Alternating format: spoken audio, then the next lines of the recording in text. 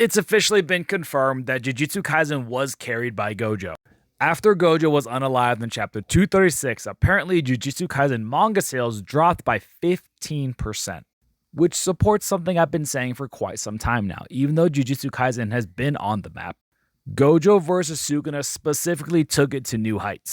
And the big contributor to that was Gojo himself, because so much of the story was built around and modeled after Gojo.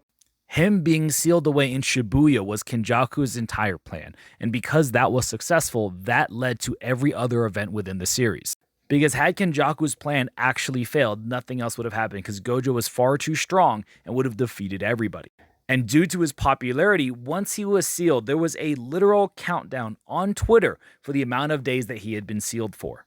Which is why, like I had mentioned, even though Gojo vs. Sukuna took Jujutsu Kaisen to new heights, the moment Gojo was unsealed, people started to turn their eyes back to JJK.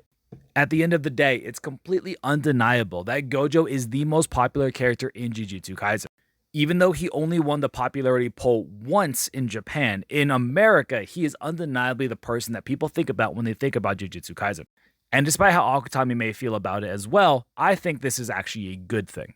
While your main character indeed does need to shine, and Yuji is shining, it's just a lot of people overlook it, your main character also doesn't need to be the most interesting or the most popular character for your series to be successful. Not only does he have the combined aura of every overpowered character in any shonen series, he also has one of the coolest and most unique abilities.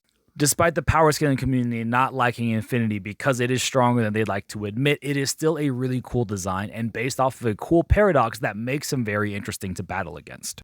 Which is why I've said consistently in the past, if Gojo were to actually come back from a financial perspective, this would be a fantastic choice for Akutami.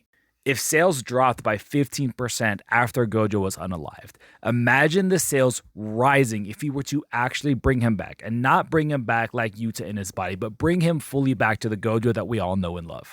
I've said it once and I'll say it again. Akutami has the opportunity to write a moment that, if executed perfectly, would actually be talked about for years to come. Outside of Akutami himself, Gojo was what made Jujutsu Kaisen so incredibly popular, so we can only hope that maybe these numbers will speak for itself and this will be an ample reason to bring Gojo back if he hasn't already planned for it.